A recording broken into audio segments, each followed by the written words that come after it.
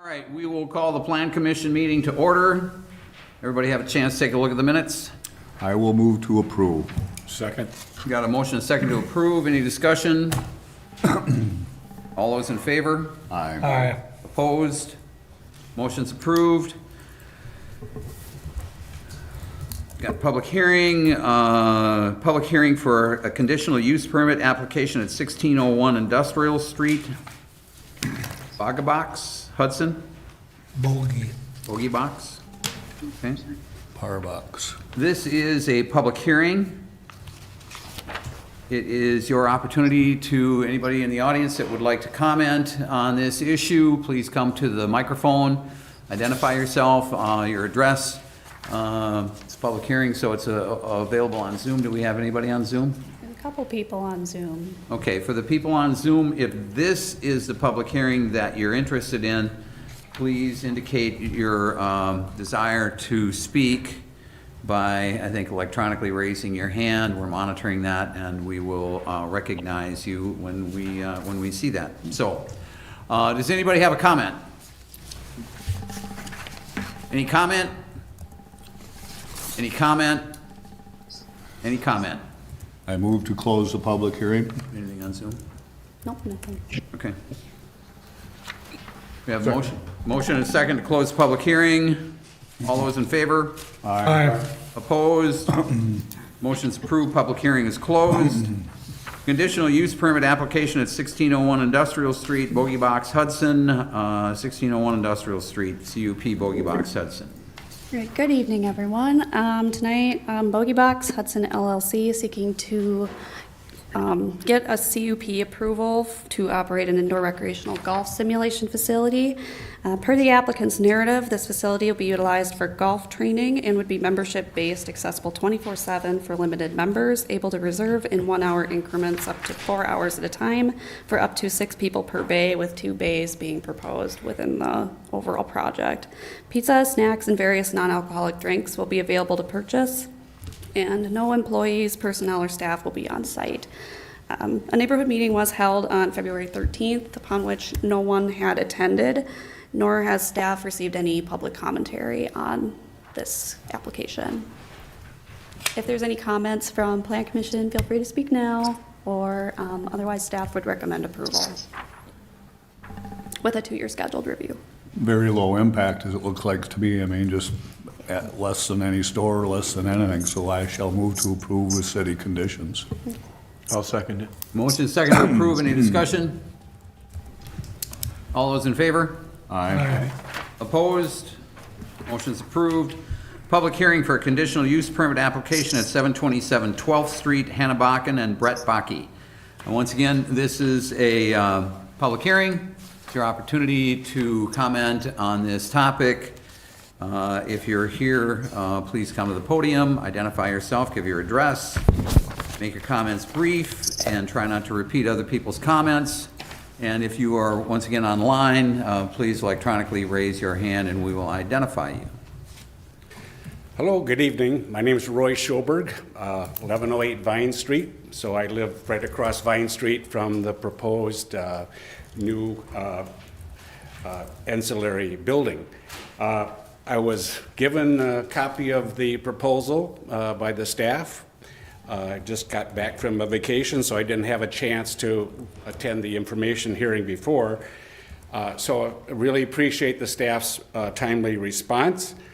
I'm very familiar with the property, looking at it every single day. And I really like the design. I like the fact that it's a darker color than the residence itself, so it would blend in a little bit more in the trees. And so that is my only question is how many of those trees are going to be able to keep standing in that area? So if there's a plan to preserve as many of the trees there so that it's sheltered. I know that at least a couple of the photos that were presented show the shade over the structure, and so I'm hoping that that is the case. Last year I planted, actually 2 years ago, I planted 32 trees in my backyard just to try to keep the the tree life going in this community, and I know there's a pretty big yard for their space there, and whatever I can do, if I can come over and help plant some trees, I'm happy to do that. So that's my only question, if you would inquire about the amount of the trees that are going to be removed for the construction of the facility. Other than that, if this is going to be a man cave, I just hope it's not too loud of Green Bay Packers, because I am a Vikings fan. So that's the only thing. If it is a man cave, I want to have an invitation to come over there. So I'm in support of it. The only question is just what happens to all the trees. Thanks. Okay, thank you. Any other comments? Any other comments? Any other comments? Any other comments? Close the public hearing? Anybody on Zoom?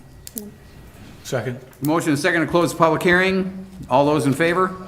Aye. Opposed? Motion's approved. Public hearing is closed. Conditional use permit application at 727 12th Street, Hannah Bakken and Brett Bakke. So the property owners are requesting a conditional use permit to construct an accessory structure greater than 1,000 square feet in an area in an R1 single-family residential zone district. Structure itself would be no greater than 1,300 square feet, as code does not permit anything greater than 1,320, so the 1,300 is meeting within those limits. It's also proposed to be a space for two-car garage and golf simulation room or man cave, as was mentioned. A neighborhood meeting was held on February 2nd, upon which two individuals attended to inquire to the need for the CUP application and what sort of materials will be used on the exterior. Other than that, there were no other comments received from staff or on staff's behalf. So staff would recommend approval of the conditional use permit with the listed conditions in the report. I think the applicants might be here tonight to speak up on the landscaping issue. Could you guys address the tree issue that Roy's asking about and that, please? Yeah, hello, I'm Hannah Bakken, a homeowner at 727 12th Street. And yeah, we did address the trees. We agree, we love the tree coverage. We plan to keep as many trees as we possibly can, and then replant and nicely landscape when we're finished. Move to approve? And I'll With second. conditions? And I'll second. Motion and second to approve. Discussion? All those in favor? Aye. Opposed? Motion's approved. Public hearing for conditional use permit at 2328 Jack Road Drive, Midwest Health and Fitness. Once again, this is a public hearing. It's your opportunity to comment on this subject. If you are here in the audience and would like to comment, please come to the podium, identify yourself and your address. If you are online, once again, please raise your hand electronically and we will get to you. Please try to keep your comments brief and try not to repeat other people's comments. So, any comment? Any comment? Any comment? Any comment? Again, move to close the public hearing. Second. Motion is second to close the public hearing. All those in favor? Aye. Opposed? Motion's approved. Public hearing is closed.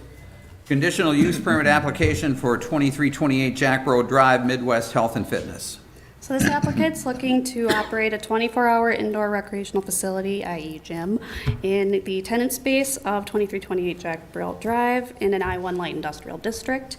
The tenant space would include 2 bathroom facilities, reception and utility space, and secure access for the 24-hour usage.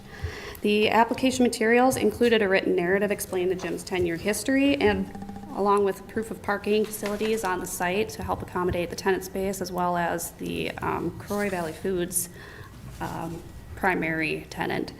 The neighborhood meeting for this CUP was held on February 23rd, upon which no one had attended nor has staff received any comments once again. So therefore, we would recommend approval of the conditional use permit with the listed conditions and no future reviews. I shall move to approve with city conditions. Very low impact business, way out there. Won't hurt a frog. Second. Got a motion second to approve. Discussion. All those in favor? Aye. Opposed? Motion's approved. Unfinished business, concept development plans at 2410 Gateway Court Crew Car Wash. Right, so as a quick reminder, this is the proposed development for the car wash facility where the current Green Mill restaurant is at the corner of Carmichael Road and Crespi Drive. As we may recall, this item was postponed by Plan Commission at their previous February 6th meeting pending legal review. City Attorney Nick Vivian is here tonight in attendance to assist with discussion and questions pertaining to the development proposal. You will also find, too, he provided a legal memorandum that was handed out to you all as well. I don't know, Nick, if you want to go ahead and kind of summarize what your findings were. Yeah, if I could just add for the commission, I understand there was significant discussion, or a fair amount of discussion anyway, at the last Plan Commission meeting regarding the development plan review. For this particular use, we have a couple of approvals that will need to be granted in order for the project to move forward. The first is approval of the development plans. The second will be the approval of a certificate of compliance. I indicated in my memo that I wasn't aware that a certificate of compliance had been applied for, but I did confirm with Tiffany that there is an application on file for the certificate of compliance. That being said, the certificate of compliance is not before the Plan Commission at this time. So as I break down in the memo, the certificate of compliance really deals with the use of the property, the intensity of the property, and conditions that can be imposed by the city based upon the actual use of the property. That's not before the commission tonight. The item before the commission is development plan review. And so the city has developed some relatively comprehensive guidance in terms of the packet that it provides to applicants for submission. They present their plan, and it's required to be approved by both the Plan Commission and the council before a building permit can be issued for the project. So that's what you have in front of you, and at a future date you will consider the certificate of compliance. So based on my review, as you look at the site plan, it's appropriate to ask questions about the building, the facade, the layout, how this site will circulate in this particular geographic location. I don't think we're at a point where we necessarily are in a position to talk about conditions on use, the type of use, the intensity of use, or whatnot. That discussion will come at a later time, on a later date.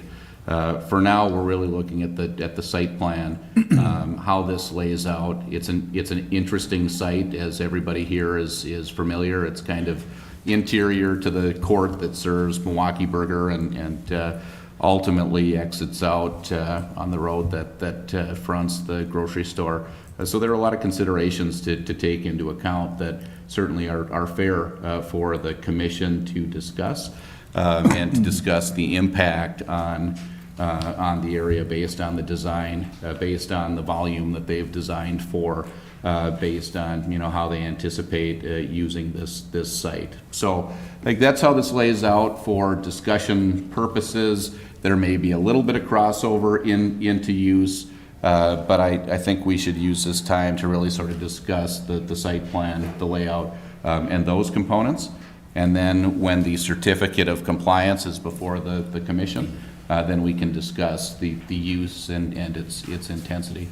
I would finish by saying if there is additional information that the commission needs in order to make its decision, it's wholly appropriate to ask the applicant to submit that information.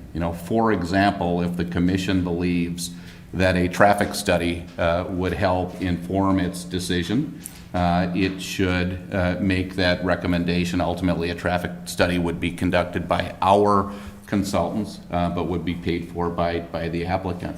If there is environmental review or if there are safety reviews based on whatever your concerns are relative to the layout and location of the site, and the development of the site, now would be a time or the time to ask that the applicant submit that additional information as well. Happy to take any questions and happy to answer any questions as we work through this process. I do. Yeah, Go- in- no, go I was ahead. going to say, in addition to all of what Vivian noted, the applicant is here tonight if you would care to introduce himself and the project. Yeah, thank you, Commission. My name is Jake Steen with Larkin Hoffman, and I'm here on behalf of Crew. I'll keep my comments brief. Appreciate staff's comments. We've been really enjoyed working with staff over the last several months. Crew is excited to be here. We think this is a really great spot. We're confident it's going to be a great addition to the city, and it's going to really work well. This is a code-compliant project. We've worked very hard with staff to avoid any variances. We've worked with planning, engineering, and the fire department and effectively redesigned the entire project to respond to their comments. And we're committed to continuing to work with them. As Mr. Vivian commented, we know we've heard some comments about traffic, and that was certainly part of the discussion. We have engaged with a traffic engineer, but we're happy to work with the city's consultants as well and make sure that we go through that process. We're hoping to have a traffic study done by the time that we're discussing the certificate of compliance. And we're open to any feedback or questions that you may have. So we do have our engineer and our team from Crew in town for this discussion, and happy to answer any questions. So Mike and I met with representative from Crew this past week, Billy Shaming. Yep. And it was more than a suggestion, more or less, that told him that we want a traffic study done. And I don't know what his authority is, but he said it would be done. But we had said that it would be our engineers that we would choose at their cost. Is that consistent with what you know? Yes, absolutely. And Billy Shaming is the president of Crew, and he was in town, and we always like to meet with the local elected officials. We're absolutely committed. We've reached out to them, and we'll absolutely work with staff to get that ordered up as quickly as possible. We're committed to making sure that it happens, and we're confident that the site will be able to handle any traffic that we propose. So, and again, we've worked extensively on redesigning the site so to address staff's comments over the last several months. Anybody else? I don't have a question at this point, but I'm going to restate my opposition to this concept development due to safety and as the public safety chairman. But I've spent better part of 30 years going up back and forth to my business up there. My wife has worked almost 30 years at the county market. The way that intersection and the exit entrance on the north side, which is directly in front by Arby's, and then the one down by the Home Depot, any good Saturday, there's 3 or 4 light cycles that will go through before you can pull out in front and get into the turn lane, left or right. So on any good day, on a weekend, you're waiting, there's traffic problems continually. And we can certainly have a lot of money being spent on traffic studies or what have you, but I'm not changing my position from not agreeing for this concept development. There's just too much, and short of traffic lights on that intersection, it won't support it. Milwaukee Burger is busier than get out, even for lunch. Now, on a Saturday when the sun's out and everybody's going to get their grilling stuff and their liquor and whatnot from the stores, it's nuts up there. Any holiday, it's nuts up there. I think it's wrong. We just put a new car wash right across behind the street, about a block away. We've got another one down the road. Quick Trip has one. Quick Trip just updated and built a new facility here on top of updating the one by McDonald's there. This is the wrong place, wrong time. and I won't support it. And I would like to chime into some of Randy's comments to introduce some other areas that people are already avoiding that exit coming out from between the grocery store and Green Mill and/or Arby's, if you will. That intersection, they're trying to shortcut around and go down by the hotels because that's such a plugged up situation.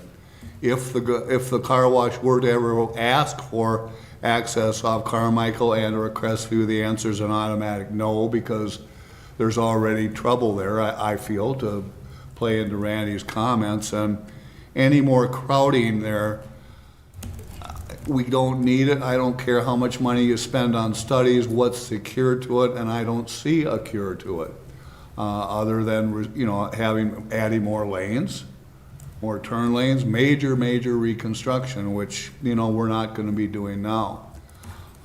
Again, share the comments of, we've got 3 guys that are paying taxes already in town that have car washes within 4 blocks of that existing facility.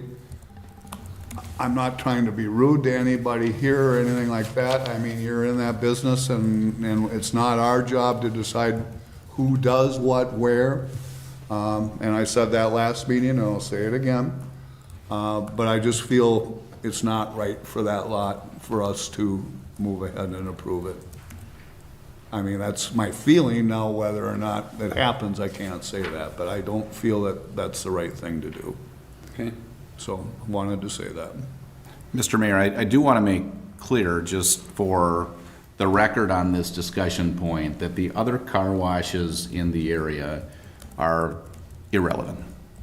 Yes, they are relevant, Nick. I mean, how can they not be relevant? Because it's all part of a big picture. But it's not for the purpose of looking at the development plan and the certificate of compliance.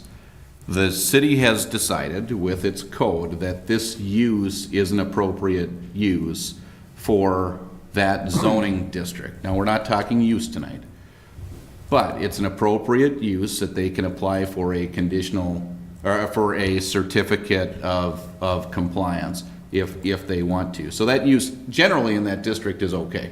Whether somebody else is making use of it is really not a question for consideration. It's a question of health, safety, welfare, and considerations regarding whether the infrastructure supports a car wash in that location. And so as you're thinking about this, you know, just because Quick Trip has a car wash or Mr. Car Wash has a car wash, car washes are permitted up there. So think about it more in terms of how does this lay out in the site, in the geographic location that it's being proposed. I think Randy's comments are certainly on point in terms of looking at the roadway facilities, looking at the capacity to handle what's been proposed on that site. You have connectors to arterials or collection roads there with other uses that bear on the safety and the access points. Those are really the considerations that the commission and ultimately the city council should take into account when looking at development plan and when looking at certificate of compliance later on in the process. I would agree to disagree with that, one of the comments of that. We shouldn't be looking at it. We're a plan commission. We're charged with planning out, and I understand the code, and I understand the comprehensive plan, but we shouldn't be polka dotting the same facilities if we're doing anything in our fiduciary response, or our due diligence, I should say, of deciding how many of this or that goes somewhere. Those are questions related to zoning. Okay. So if you decide that you have too many car washes in the business district, then it's within the council's discretion to change car washes as a permitted use with a certificate of compliance in that district. Right now, it's open, so car washes can locate there. So I understand the thinking on it, and it's a natural inclination. I just want to make sure that we're thinking about this in terms of how your code exists today. Should the Common Council decide that it wants to change the code from a zoning perspective, it certainly has the authority to do that, but we're dealing with the code today, which allows the particular use. Well, the other part I want to comment on your comments, Dick, is I don't see how planning can give the go-ahead to anything to proceed, noting that we know that there's going to be problems, and yet there's no solution to them, and that can't be discussed now. That has to be discussed later after we've given approval. Because you're kind of saying that that's how we should do that, and I mean, we see the problems before us today, sitting here. I mean, we don't know the total complexity of them and how big and how deep they are, but we know they exist. And so to approve something to say, give them a chance to solve that, or the city will come up with a way to solve that, I don't see what purpose that serves. Are we doing our citizens and our vendors justice here by, allowing it to get to that point? And I struggle, with that. No, and if that's the message I communicated, I apologize, because you have, use comes later. You have the development plan in front of you today. If you decide, frankly, that you want to consider the development plan at the same time as a certificate of compliance, after you've received the traffic study and any additional information, you can certainly do that. I mean, that's certainly within your right. But you are not, in any circumstance, required to approve the development plans knowing that you have concerns, only to think about addressing them in the future through some other process. If you have concerns, they should be expressed today. And if you want to take action to recommend denial of the preliminary concept, you certainly can. If you would like to wait to receive the traffic study and consider the bundle as the development plans and the certificate of compliance with the traffic study and any other information that the applicant chooses to submit, you can certainly do that as well. Okay, I like the way that was worded better than the other one, so, okay. So moved. Oh, what are you saying? So moved, What is? as he just described it, to have it come forward as a bundle together, because we're talking about it without talking about it. Right. Yeah. And we can't talk about it because it's not part of what's before us at this time. So if we bundle, as our attorney has just suggested, everything and look at it at one time, we can address all those issues. Well, we'll look at it and say it's been resolved or no, it hasn't, I guess is how I would review that, and I concur with your thinking and statements. So if that is a motion or a gesture, I would make that or second yours. Either way. That would say, we ask you to come back with more information, or our input with if it's our traffic guy that you hire or whatever, so we can approach this intelligently for all of us. I mean, you've heard what we're saying. I mean, I don't know if we're being miserable to you, but we don't mean to be, but we're trying to be smart for the city of Hudson. Understood. So if I'm hearing right, the direction would be to work with staff to obtain a traffic study. And come back with both the concept plan and the certificate of compliance. Is that the guidance? Is that the will of the commission? That's a motion. No. Is that a motion I made? Yeah. Well, okay, then yes, yes. Unless I said that wrong, should I not be saying it that way, Nick? No, if that's your motion, that's your motion. That's my motion. And I'll second it. All right, we have a motion and a second before us. Discussion?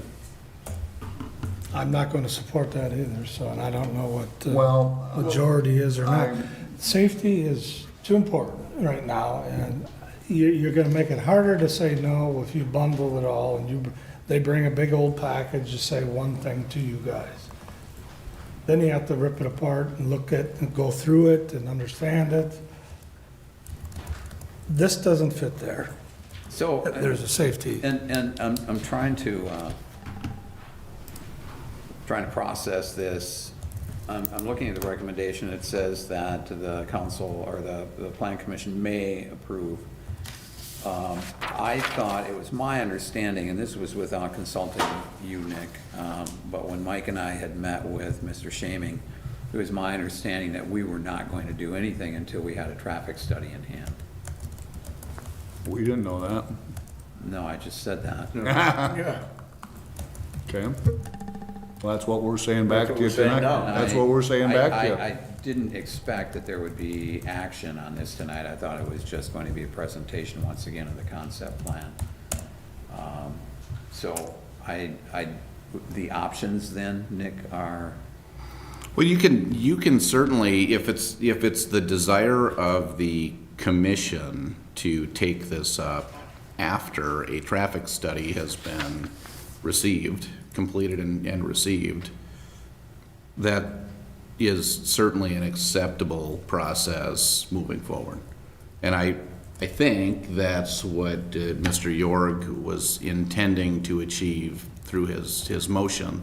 Now, you don't need a motion. You can simply direct staff that we're not going to take action tonight, and that they're directed to continue to work with staff on a traffic study and any additional information that the commission would feel appropriate and would like to see. that was my impression of how, the understanding that we had when we left that meeting. Well, I'm all for it. I wish it hadn't gotten to this point, that's all. Then we didn't need to do this, Sure. that's all. So, I'm fine. you want to withdraw your motion? If we go back to your statement, yes, I withdraw my motion. I'll withdraw the second. Okay. All right, so the motion and second are withdrawn. I apologize. I remember Larkin and Hoffman, but what was your last name again, sir? Steve. Jake Steen. Steen? Yep. So I guess, I mean, that's what we would like. We would like that, we would like you to work with staff, get the traffic study done, and I'd like to have that done before we take this up again. I just want to make one more point, is I lived and worked up there. I don't need a traffic study to tell me what's bad.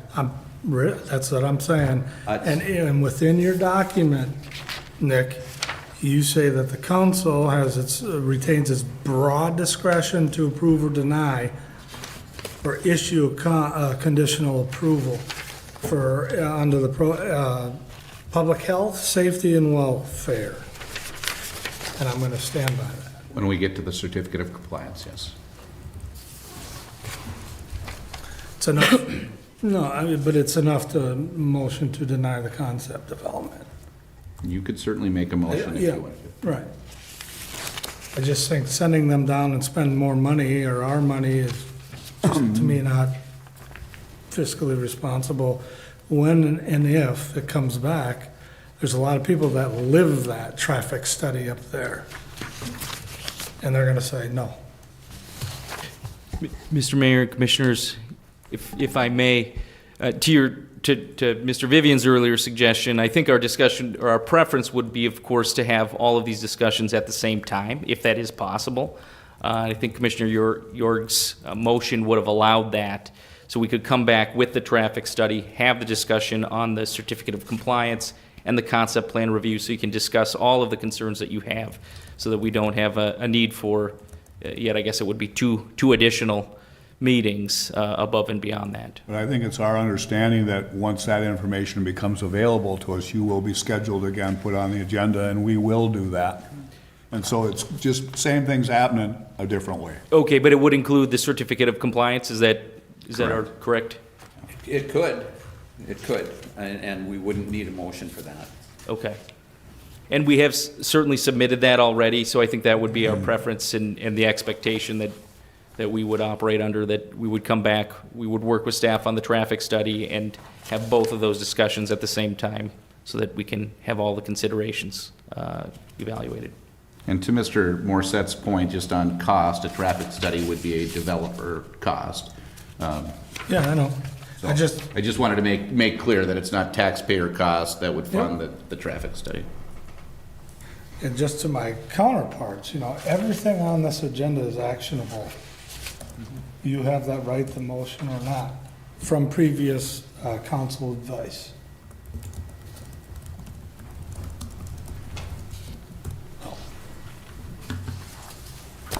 All right, are we good? I'm good. Okay. Mr. Dean, thank you. Thank you. Thank you. Thank you. Certificate of Compliance and Downtown Overlay Certificate for 210 Locust Street, Hudco To Go and Wilder Waffle. The two tenants are looking to operate out of the building at 210 Locust Street, one of which, Hudco To Go, would operate a grocery deli, and the other use would be a home base of food prep and storage for Wilder Waffle Company. In this circumstance, a certificate of compliance is required for multiple uses, as well as the deli, to operate in the B3 Central Business District. In addition to the certificate of compliance request, Hudco To Go has submitted a certificate of design review for the new projecting wall sign, which would be about 9 square feet in area and project no more than 4 feet out of the wall. Staff finds all components of these applications to meet city ordinances. Therefore, we would recommend approval of both certificate of compliance, downtown design review certificate for Hudco To Go and Wilder Waffle Company with the listed conditions. Is that out of Wolfie's? Yeah, it's the old Wolfies. Do they have room behind that to get in and out of there? Have you seen that alley back there? That's tiny. It is, And it's full of dumpsters. No, not anymore? We're not adding any more dumpsters. Okay. I live close to that. I walk by there all the time, so I just, Yeah, I mean, how are you gonna get a car in there? I only live 3 blocks up the street, so, Okay. Well, no, I Not had looking to, to park had to back ask the there. question. and the dumpsters were just piggybacking off of Jono properties Okay. that are already there.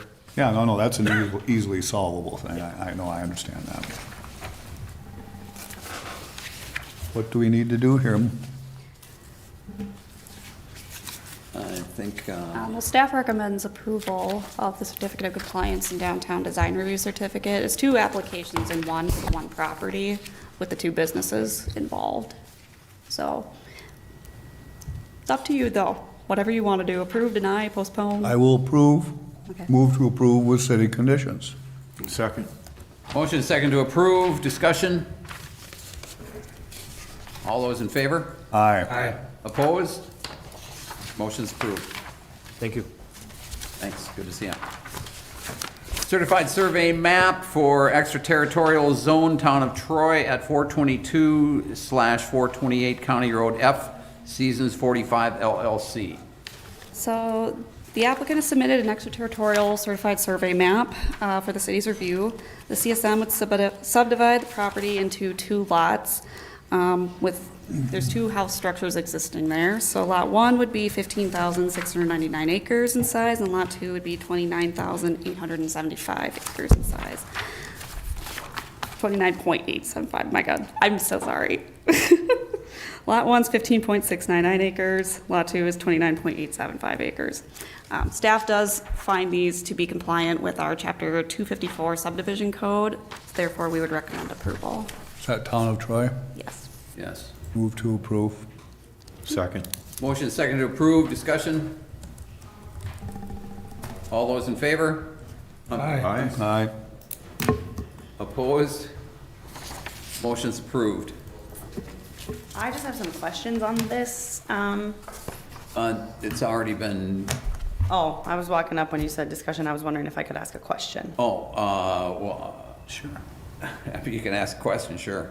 Well, I'm just wondering too, because I know that's been to the town of Troy and it's been to the county and now to the city. Who has the ultimate say on when the certified survey map is finalized, what's going to actually happen to those properties? Because I know one of the maps, they want to add a driveway to our association, which is not currently there. So they're adding an easement. So I'm wondering who has the final say. And your association is in? West Grove Estates, which is along the south line of this property. In Troy. Goes back to Troy. Yeah, it's before us because we have extraterritorial rights we could have denied. Okay. But once we approved it, which we just did, it goes back to Troy then. And, Okay, so then if we have questions for West Grove Estates, we're gonna go back to Troy. Yes. And discuss them with them. We're just a piece of the puzzle. Well, that's why I'm asking the questions. I mean, Yep. I was on vacation and got a letter in the mail, like there was a meeting, and so I gotta ask questions too, to, Oh. you know, take care of our neighborhood and stuff as well. Right, absolutely. Fair So- game, fair game. Thank you very much, that's all. And it was good to have you here.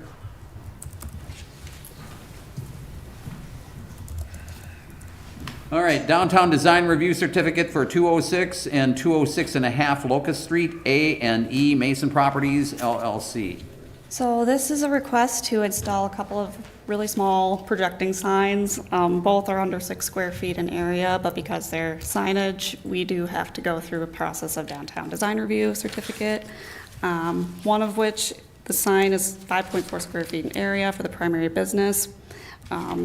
The other one is for a smaller Airbnb sign of 0.69 square feet, both of which are so small, they're not going to project more than 4 feet out of the wall, so we found them to be compliant with code and therefore would recommend approval.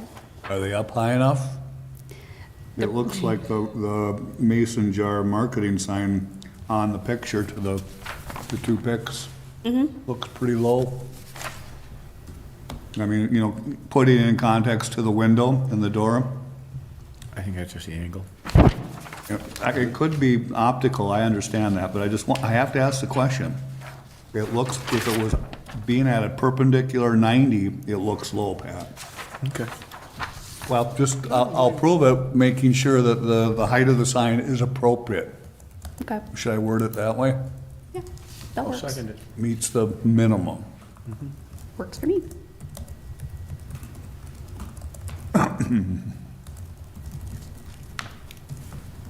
Is that a motion? Yes, we've had a. And I first- second it. Oh, okay, I second. apologize, I missed that. Oh. All right, so we have a motion and a second. Is there any discussion? All those in favor? Aye. Aye. Opposed? Motion's approved. Zoning code rewrite project ordinance 3-24 to adopt chapter 252 St. Croix Scenic Riverway. All right, so by request of the Wisconsin DNR, city staff are proposing the adoption of Chapter 252, St. Croix Scenic Riverway. This would insert NR 118 word for word into the City of Hudson Municipal Code. Currently, zoning code 255-18 vaguely cites NR 118, noting that all uses under NR 118 are to be permitted and regulated under NR 118. Per the DNR, this was not adequate for the needs of enforcing statute, therefore the addition into municipal code will ensure total compliance as requested by the state. Public hearing for this ordinance will take place at council's next meeting on March 18th. Staff have not received public comments regarding this ordinance, however, staff and Cedar Corps have worked closely with the DNR in terms of getting an informal approval from them to move forward with the adoption. There is a part of statute that does require them to give us a written formal approval. We're working with them to obtain that, hopefully prior to the city council meeting on the 18th, but if Could you not, restate that? This has that last part. about the DNR requiring, they're required by their own statute to approve the NR 118 into our municipal code, Oh, okay. so. So, and one of the things, I mean, that we heard from the court case that we just had is that there's state statute that says that they must approve any projects that are proposed that are within 118. Variances. Variances, just approve any variances. Oh, is that what the court case said? Yes. Not projects? Yes. Variances. Variances. Okay. Variances and code amendments to the Riverway, affecting the Riverway District. Okay, and is that included in the language?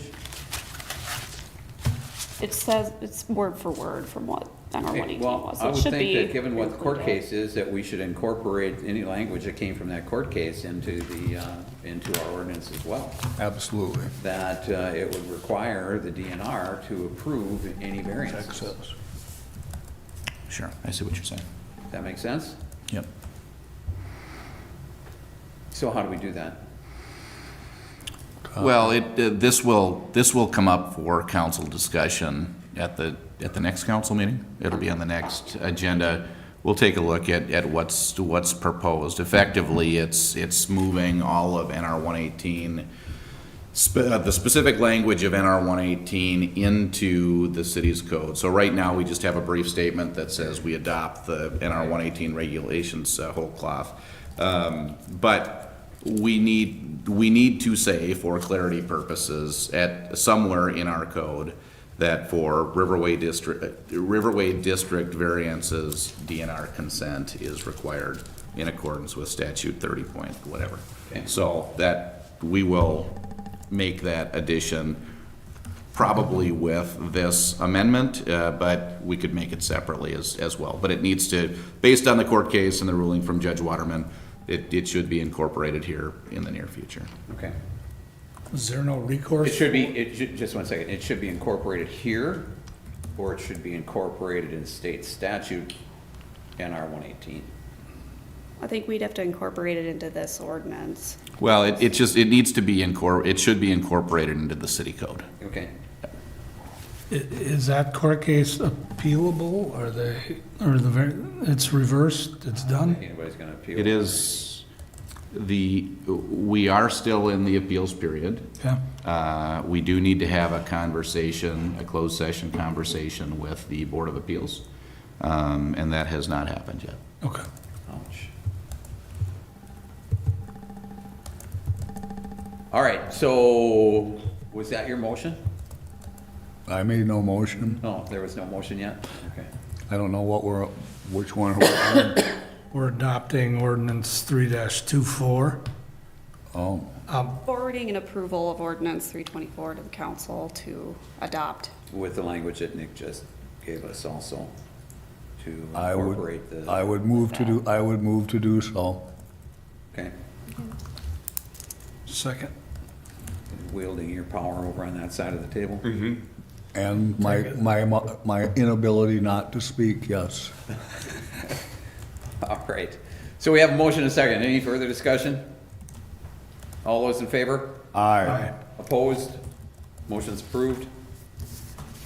That's it, I guess. There's a communication for future agendas. This is yours. Yeah, so we have the downtown overlay code rewrite reminder that was recommended by Susie Coram.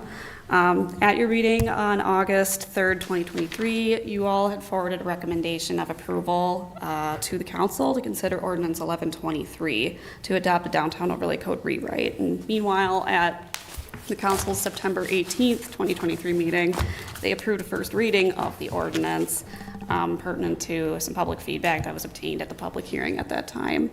So with that, staff and Cedar Corps made some final touches and updates and also allowed this to be kind of a, not probationary period, but sort of just like a time for the public to take in and digest what is going on with this code update.